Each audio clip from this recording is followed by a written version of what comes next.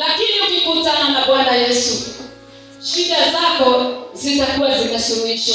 Amen. Nayo siku ya leo tuko maeneo haya ya Likoni kwa kanisa la Bishop Stephen Mulei, na tunafurahia mahali hapa.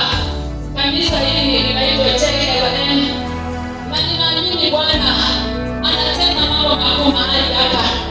Ni mtoto wangu aliyepitia kwa mikono yangu, na ninafurahia Bwana siku ya leo kuweka mahali hapa hivi mtazamaji wetu.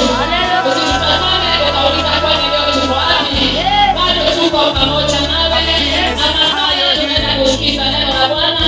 Na mtazamaji wetu usiondoke, kama mahali hapo ukiwa tayari kukutana na Bwana Yesu, weka Biblia yako karibu, andaa notebook yako, na ikiwa ulikuwa na shughuli, usimamishe shughuli katika kusikiza neno la Bwana. Na ninaamini unakwenda kubarikiwa na siku ya leo. Mahali hapa tulipo ni maeneo ya Likoni, na tunafurahia Bwana ni kwa sababu tumeona ukuu wake. Nalipowaacha naliwacha kwa darasa, na sasa hivi nimefika nikapata wako na mjengo. Nikumaanisha Mungu anaweza, na hata wewe mtazamaji nakukaribisha. Mwambie Mungu anaweza. Haunaendelea kutazama, hautabaki leo ile ile ulio, bali Bwana anaenda kukuinua. Na pia ndio mtumishi wake amekuweka kiwango kingine.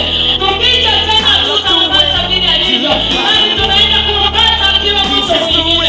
Hivyo nawe mtazamaji wetu, acha kutazame na Bwana Yesu, na ninaamini unakwenda kubarikiwa. Na karibu sana, na Bwana akubariki.